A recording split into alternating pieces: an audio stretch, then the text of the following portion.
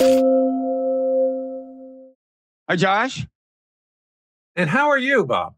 I'm doing fine. How are you in Oklahoma, the land of my birth?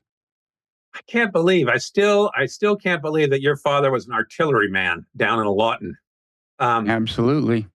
it's beautiful weather here actually today. It's sunny and glorious, not too chilly, although last night was cold.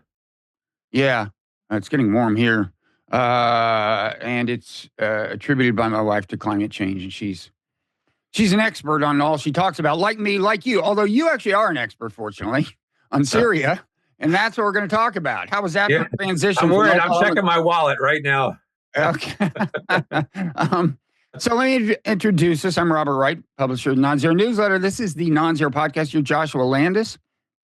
You truly are one of America's foremost experts on authority. You're a professor of Middle East Studies at the University of Oklahoma in the College of International Studies and director of the Center for Middle East Studies there and a non-resident fellow at the Quincy Institute. And you are just the person I want to talk to because I want to try to shed whatever light is possible to shed on the future of Syria. I know it's very open-ended, and I'm not going to ask you to make firm predictions, God knows, but let me tell you some of the questions that are on my mind in the wake of the regime change, the rebel advance that stunned most observers. Although then when they went back and listed all of the changes in power alignments and so on that had been conducive to this, you kind of thought, well, in a way, it's not so surprising, but still, it surprised everyone. And some questions that are on my mind now are, first of all, can Syria be reassembled? In other words, can you imagine a future where all of Syria within its official bounds is subject to unified control? If not, how close to that could you come? Can you imagine a kind of a formal disassembly? In other words, a partition solution? Is that practical given the facts on the ground? If so, what what would the main parts be?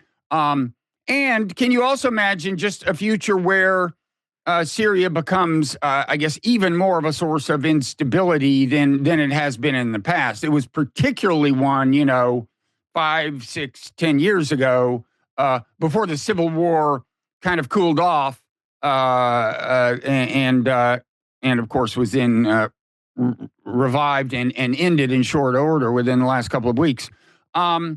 So, stability versus instability, and hovering above all this, I think, is the question of what actors will help decide this question? What actors within Syria have the most influence? Of course, all eyes are on this group HTS, which, people are treating as kind of the successor to the regime in Damascus, logically enough.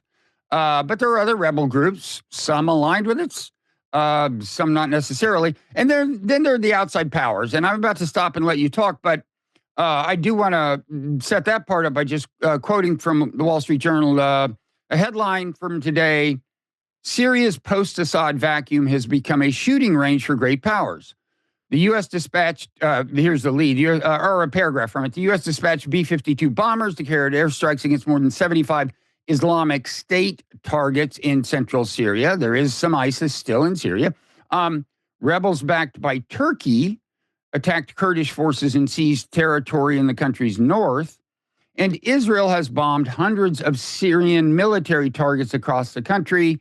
This was mainly yesterday and the day before, I think, methodically demolishing the capabilities of a longtime enemy. Interesting way to put it, because strictly speaking, the enemy doesn't exist anymore. I mean, the enemy was the Assad regime, but in any event, Israel seems to be betting that the successor regime may not be friendly to Israel, so you might as well disarm it while you can. So that's a lot, and there's a lot more you could say to set this thing up. It's very complicated, but how are you looking at this? Well, in general, it's going to clearly be a bumpy road to consolidating power in Damascus, but I do believe that Damascus will consolidate power. There are 4 cities, major cities in Syria, and they all run down a line, the major highway that goes from Aleppo to Damascus. And those cities are Aleppo, Hama, Homs, and Damascus, which we've just heard about in the news, which the rebels just conquered. And that's where most of the people live. Syria is a very urban country. And it's hard to imagine anybody not being able to consolidate power who owns those cities. Now, Assad couldn't grab the two areas that are held by foreign powers, Turkey and the United States, because he didn't have an air force to challenge them, and because Russia, his main benefactor, agreed to a deconfliction with both Turkey and the United States. So, but this new state has those major cities, and everything else, the provincial cities, are really dependent on Damascus. Now, the United States has created an enclave in the northeast that is ruled by Kurds, so that has who have a nationalist desire, and America has used their nationalism in order to gain advantage in that region, to kill ISIS, and to remain and retain its leverage. And maybe we should, and maybe you were going here anyway, but just interject. The nationalist aspiration, I gather, is to have a Kurdish nation that's carved out of a part of Turkey as well as part of Syria, maybe part of Iraq. And for that reason, Turkey's interests are to some extent at odds with the Kurds and with America's, and that's one source of tension here. But and of course, if people don't know, all the neighboring states do not want to see a Kurdish state built there, because they would lose part of their territory should it expand. So any sort of encouragement of Kurdish nationalism is not only frowned upon, but seen as helping terrorism. And that's the language that Turkey uses, and it's the language that's used by all of the neighborhood. There is a big, there are a lot of Kurds. Not all of them want an independence. Most of the Syrian Kurds will tell you that they want autonomy within Syria, but it's a slippery slope, and there is a lot of Kurdish nationalism. And the name that Kurds use for this northeastern sector is Rojava, which means the western section of Kurdistan. So they call it the western part of Kurdistan, which is clearly a nationalist. Anyway, the point that we're trying to get to is: will this government consolidate its power, or will Syria be partitioned in some kind of, will it fall apart and fragment? Now, there are many divisions within Syria's society, and it's highly, that's why we've seen such a brutal civil war. But at the same time, there is a strong sense of Syrian nationalism, and there is just certain geographic realities that lead to Damascus and the major cities ruling over all of this hinterland. And of course, the international system, which is very powerful in itself, which likes borders, wants to retain the borders, and is very allergic to any kind of division. And almost all these states have remained, the borders have remained, despite being contested, because of the international system.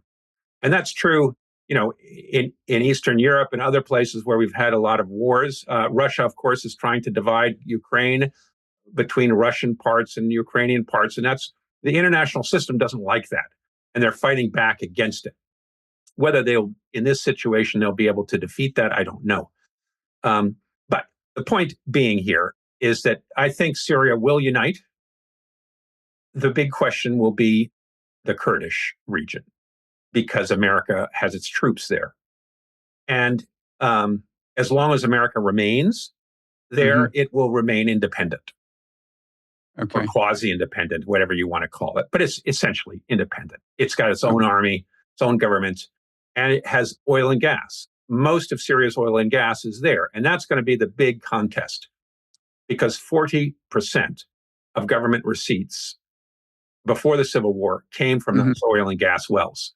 So it is the major moneymaker for Syria. It doesn't have it doesn't have gas to export, but it has enough gas and oil for internal consumption, which is very important. And today, Syria is sucking wind on the gas and oil side of things. There's only 2 hours of electricity for most people a day. You don't get enough oil and gas for heating, and Syria's bankrupt, so it can't import it. And that's been a big problem. And I gather one of the many factors contributing to the fall of the regime was the fact that they had been deprived of these resources by U.S. occupation and by the Kurds. And by sanctions. Sanctions was an important part. And U.S.-led sanctions. And then, of course, there's a much-discussed change in the balance of power. They no longer, emanating from October 7th. Hezbollah was decimated, and Russia, of course, distracted by Ukraine and so on. So there were a lot of factors contributing to what happened. Before we get back to kind of the shape of a future Syria geographically, I'd like to talk a little about the character of HTS and this guy who leads it, because there are, there are kind of obviously two big questions here. One is like, how will a Syria led by this group, if that's what you think the Syria will be, behave towards its neighbors? And also, how will it govern internally? To what extent should minority, religious, or ethnic groups feel threatened? Because, the lineage of this group, HTS, is ultimately traces back to Al-Qaeda.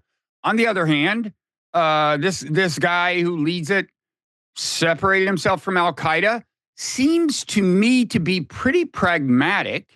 And that's why my first reaction to this was kind of to be optimistic about, if that's the word, to expect that he could be a regionally stabilizing force, because he seems like he's going to have plenty on his hands trying to consolidate rule. And I don't think he's stupid enough to be picking fights with neighbors at the same time, right?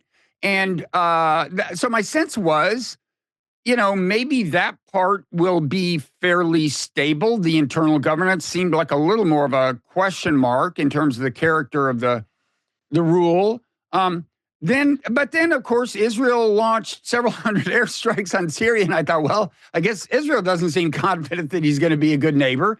And of course, it would probably be an Islamist government, which is to say a government to some extent explicitly based on Islamic values. And by the way, there is enough room in Islamic jurisprudence for that to be a tolerant kind of rule, contrary to popular conception. It doesn't have to mean waging jihad on people inside your borders. But so I don't know. What do you have to tell us about this guy whose name you can now tell us, since I didn't feel confident of the pronunciation?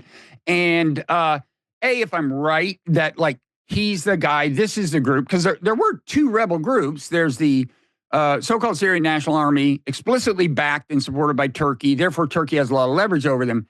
And then there's HTS, which Turkey was kind of cheering on and perhaps supporting in some less obvious ways. But I think Turkey doesn't have as much leverage over, as I understand it. So with all that as background, have at it. Well, Abu Muhammad al-Jawlani, that's his nom de guerre. He's just recently, in the last several days, has changed his name, given up his nom de guerre because it smacks of jihadism, and gone back to his civilian name, Shara, which is a family name. His grandfather evidently came from the Golan Heights, and which is why he called himself El Golani, which is Jolani in Arabic. And so he, the name, his nom de guerre is not accidental. It does sort of tie him to wanting to get back to Golan Heights.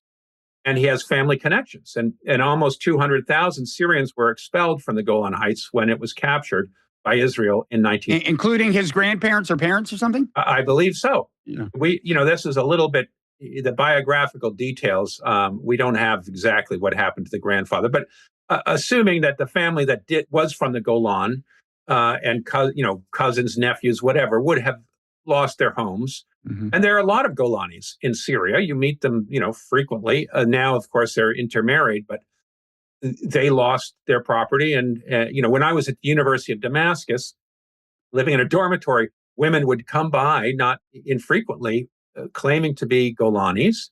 and begging for money because because they were poor and they were refugees. So um, we don't know his sentimental connection to the Golan, but of course it has some impact on his relations with Israel, because Israel is very much hoping that whatever new regime will be thankful to Israel for destroying Hezbollah, and will or be realistic enough that it wants to make peace with Israel and give up the Golan Heights. So his choosing the name El Jolani would suggest that he's not going to do that. But we don't know. He's just given up his nom de guerre, and that may, indicate some broader shift on the Israeli front. So far, he's had very little to say about Israel. He said that he wants to be friends with everybody except for Iran and Hezbollah. Now, so he has said he does not want to be friends with, or he just hasn't said he does want to be friends with Iran, because I gather there was some hope in Iran of establishing a constructive relationship with him. I even heard reports that there had been negotiations during the rebel advance whereby Iran, even after some degree of takeover, was going to have access to, I guess it would be Homs, as an ongoing conduit to Lebanon by which to ship weapons. I don't know if that was true, but no, I think that's all fake news. Okay. They're not going to let Hezbollah. These are Shiites. This movement is very anti-Shiite. Okay. And he inherits that from his Al-Qaeda and ISIS days. Very anti-Shiite. Now, he hasn't made many anti-Shiite pronouncements, but many of his followers have long track records of cursing Shiites. So they're not going to, this is going to take some time before these sorts of relations are reestablished. It's a little bit like American independence in Britain. Even though there may be people who are attached to Britain, it's going to be a while before relations really warm up, just because of the national problem. And people are very angry at Iran, and they're very angry at Russia. And yes, both Russia and Iran negotiated in the last days and tried to get safe departure for their troops, get some arms out, do what they had to do. And that I think El Jolani has been pretty accommodating to all powers on those levels. He doesn't want to pick a fight, and he wanted to make this as smooth as possible, and he did. And that's a real tribute to his the adjustments that he's made to the geostrategic realities that he's going to live in, because Syria is extraordinarily weak right now. And as you stated in your intro, Israel has been bombing like mad and has destroyed every military depot, all the missile sites. The Syrian Navy, every ship and little tugboat that they had was blown up in the port in Latakia. And every chemical weapons, every university site that helped with research on chemical weapons was blown up. So there has been a lot of destruction over the last several days. And Israel obviously doesn't want Syria to have any arms and wants it to start from ground zero. A lot of Syrians, of course, are very upset, and you can see this on Twitter and others, because they feel like they need some kind of weaponry for their military in order to defend their borders. And so that's going to be difficult, because but I don't think they're going to need a ton of power for internal policing. I think they will take charge of the areas. They have sent people to all the areas. I know in Latakia and the coastal areas, the Alawite areas, which one would presume would be the most resistant, there has been no resistance. And the rebel forces have gone into all the major cities and taken charge. There have been some revenge killings we are seeing coming out, but so far it seems limited. Of course, everybody's quite anxious that could get out of control, but I think there's tremendous interest on the part of Jolani and his new government not to let that, because it's a bad look. And they're all commenting, supporters of this new government are all commenting on Twitter that they don't Hmm. want, that this is a bad look, and that they should not, Yeah. people should not be filming whatever goes on. Many people are saying, it's understandable, and yes, there needs to be justice, but they don't want this to become the calling So, card. so this is revenge against the Alawites, who, of course, ruled the country, although they're a minority ethnicity and a kind of a, an offbeat variant of Islam, I guess you would say. You once compared them to Mormons within the Christian church, I think, Right. if I'm recalling correctly. And so so you're saying there are, even if he does not want any of that, some of it is probably invariably going to happen. I mean, revenge killings and so on. But it's interesting Right. that We you have to said. remember that in France, in 1944, when France fell, uh, Mhm. we believe that between 10 and 15,000, the conservative number is about 10,000 and a half French people were executed, many who, quite who summarily had been collaborators with the Nazis. for collaboration with the Uh-huh. Nazis. And so I don't want to set 10,000 as a good metric. Obviously, France was twice as large a country in terms of population as Syria is today. So, but and there doesn't seem to be anything like that. But you can't tell right now. There's lots of disorder, and people may feel that they can get away with what they want to. And there are a lot of Syrians, because of all the video.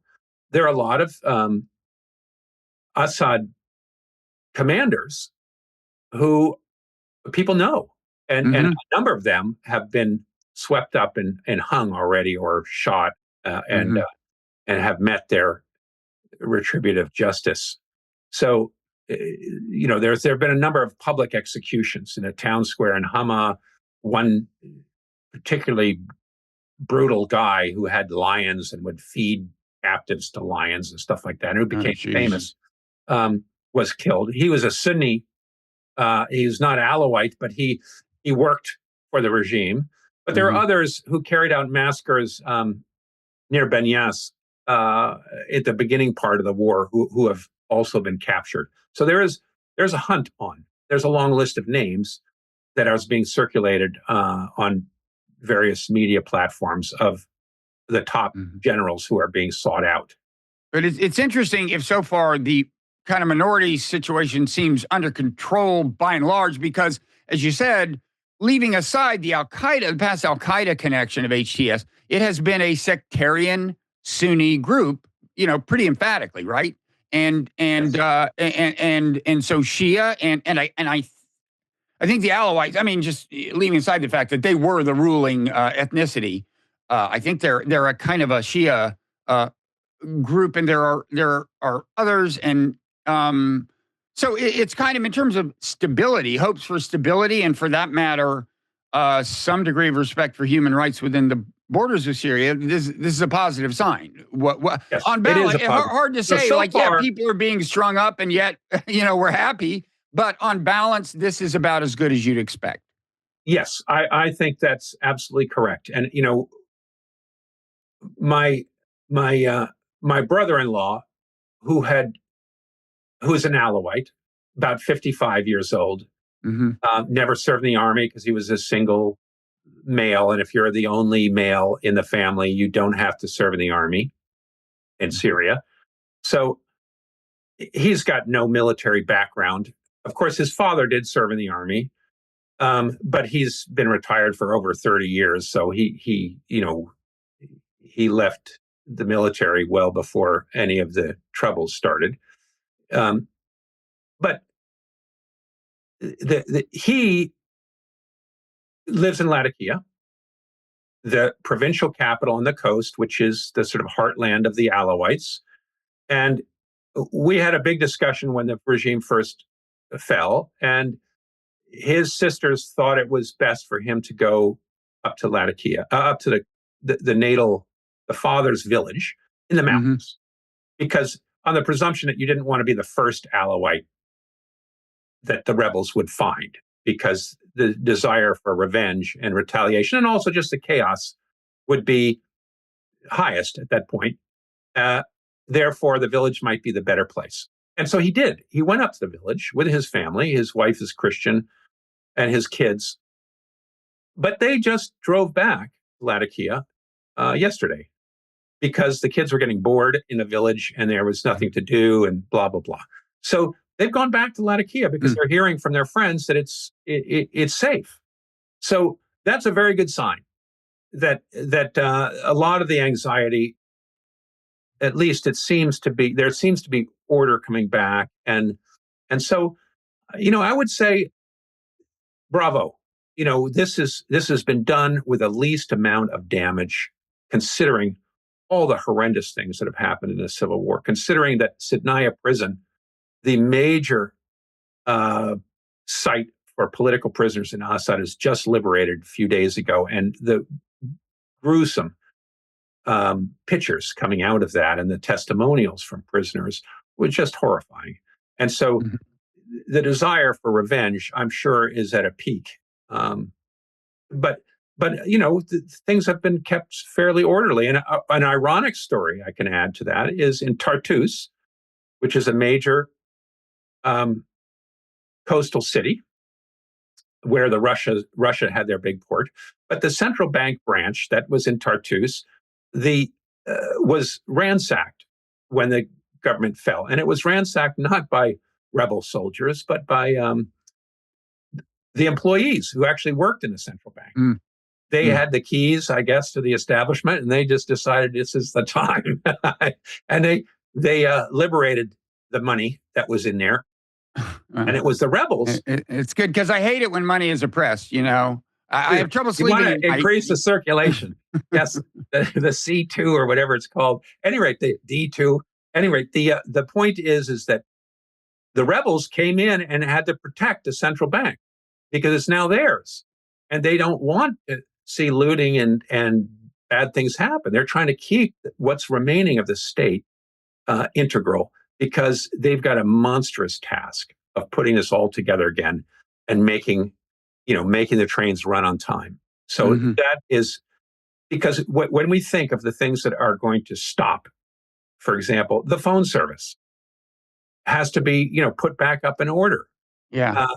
There is a wonderful anecdote about Aleppo because the government, after Aleppo fell, the government cut off the phone service, and Turkey was able to put up 4 new phone towers and get a new phone service within 2 days for Aleppo.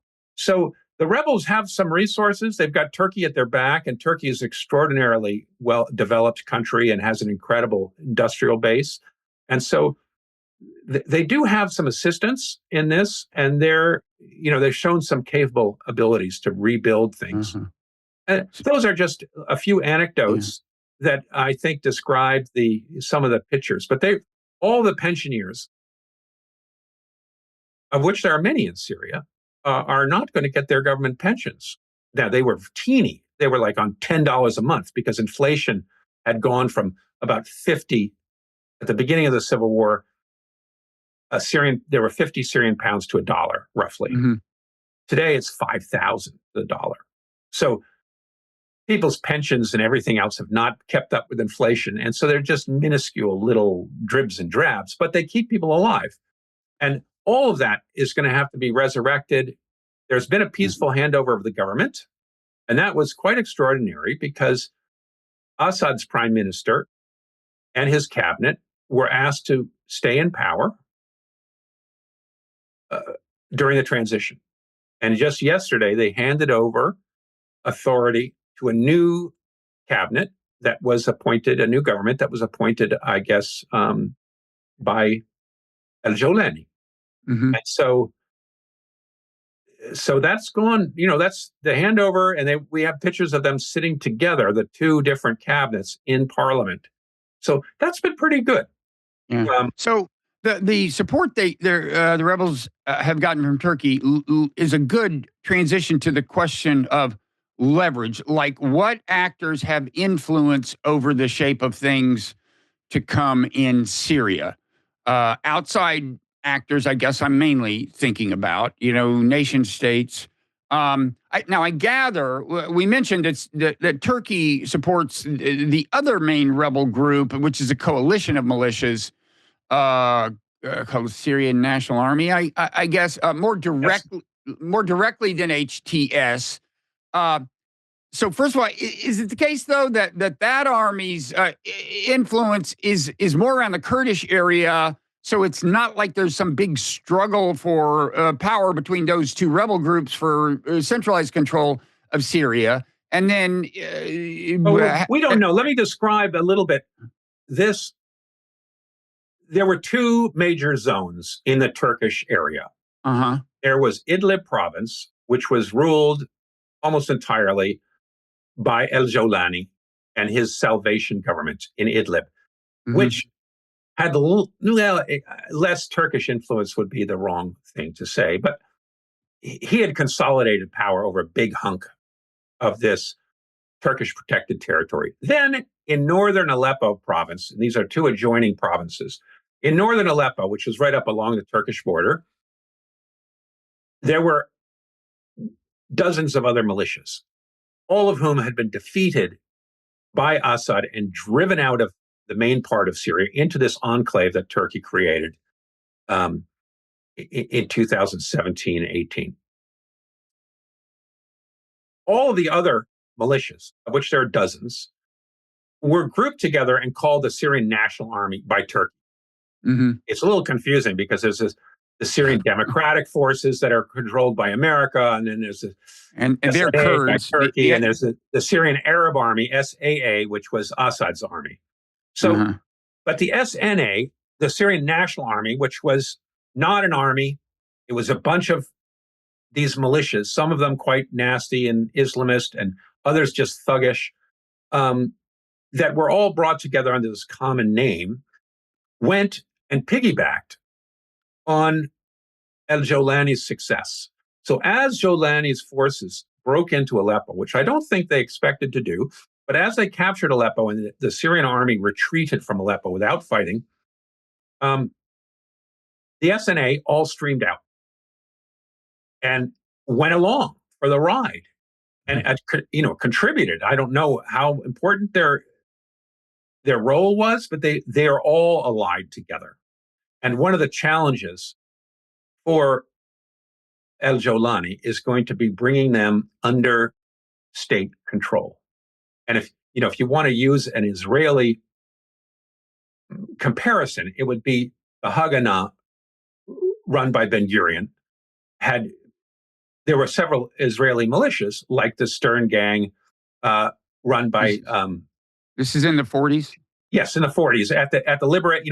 When Israel was created in 48, there were two main militias, one by Begin and one by Shamir, run the Irgun and Stern, and they had to be incorporated under Begin's authority, and that took a little pushing and shoving. It wasn't painless, but it happened, and Begin was able to get control over everything, and that led to that contributed to the smooth sailing of Israel because it was consolidated. Obviously, there's a much more difficult task in Syria because El-Jolani, who is paramount, still there's these other militias, and they may want their piece of the pie. And whether he's going to give it to them or not, we'll have to see how that all works out, because there are going to be a lot of different groups who want a position and authority in ruling Syria, and are going to want some deference and their identities and their interests to be recognized. So we're going to have to see how that all gets hammered out as this unfolds. Right now, the new government is fairly narrow. It's made up of the people who were serving in Idlib under the Salvation government. The new prime minister, Mohammed al-Bashir, was a right-hand man of El-Jolani in the government in Idlib. He graduated from Sharia College, undergraduate, Idlib Sharia College, and then he got an engineering degree, worked for engineering firms for a little bit, and then I think the government gas company he worked for in Syria, and then he became the director of teaching Sharia in the Ministry of Al-Khaf, which just before the fall of Syria. And then he went over and has been working in Idlib. It's part of the government. So he's got a deep knowledge of Islam and has studied Islamic law. And one assumes that he will, it's going to be incumbent upon him to help Jolani figure out what is an Islamic government, how Islamic does the government want to be, and what kind of Sharia law is going to be imposed. Mm-hmm. And right now, we're getting all kinds of indication. We don't really understand much about what his intentions are. In the last several days, for example, an order has been circulating that people claim was issued by the government and by the authorities, the Idlib authorities, which says that no woman should be made to wear Islamic clothing or the hijab, and that they should not be molested in any way, and they should not be forced to change their clothing to anything. There's no prescribed clothing for women. Now, not even a head covering, much less the kind of veil you see in ISIS land. Well, but we think this is, many people think this is fake news. Okay. The truth is that we don't know.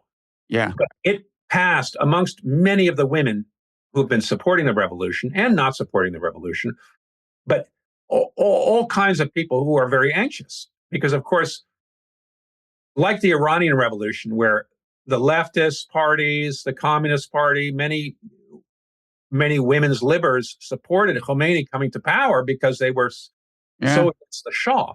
But then, of course, later on, they regretted it.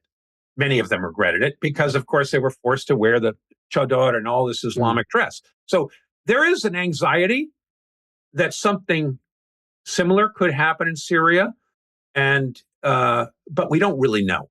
So far, the government has been very careful. They're in this phase where they understand the world's gaze is on them. They need to get out from underneath sanctions. They need to be recognized by the international community. They need aid. They need money, money, money. And that money cannot begin to flow and investment until sanctions are really lifted off this government.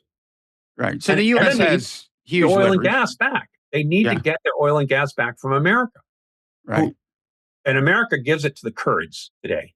And that's what the Kurds support their entire administration in the Northeast because they have access to that gas and oil. And, as I outlined in the beginning, 40% of government receipts used to come from that. So it's paramount that it be returned. And America no longer has a legal or moral real excuse to retain control of that oil, other than it's nice to have oil. And it's paying for America's occupation there and the Kurds. If it's given back, of course, the Kurdish enclave will collapse economically. And America would have to pick up the tab and pay for the administration and the arms and everything else that go on up there. So America should do that. They should just turn back those wells because they retained them. They took them from ISIS, which took them from the Assad regime. And then when America went and destroyed ISIS with this Kurdish militia, there was a race for the oil wells. And Assad's troops, backed by a heavy contingent of the Wagner force in Russia. I remember that, yeah. Right. You remember that race to Deir ez-Zor and the big oil wells. And America shot up, it killed about 200 Russians and destroyed this force. And because they were technically contractors and not members of the Russian military, that didn't create a bigger international incident. Right. Putin didn't make a fuss about it, and it just sort of went away because it was the Wild West. And of course, Assad immediately screamed imperialism, colonial, you name it, and said this is totally illegal and this is our oil and America can't take it. But we did because we were fighting the war on terrorism. There was still ISIS around and we needed to pay this militia. And we did it because Assad was our enemy. But Assad's gone. Iran is gone. Russia's gone. We've defeated our enemies. We succeeded in everything we wanted. And now, in theory, that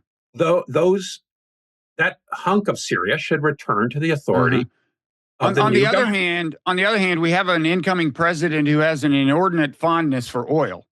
So, I mean, Well, but he's also said we should get out of there. Well, that's true. Biden. That's true. So, there are some contradictory things. Yeah.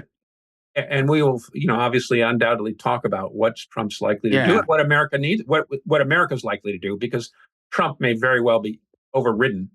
Okay. So I want to continue this discussion. I want to continue it in what we call overtime, which is a part of the conversation that's available to Nonzero members.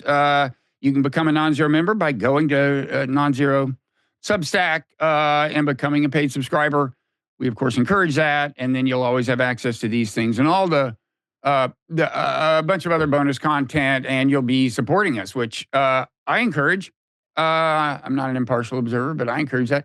And Josh, you've been kind enough to stick around a little and talk more. I'm eager. You're certainly plenty to talk about. But anyway, thanks everybody who's listened this far. And now we are heading into overtime. So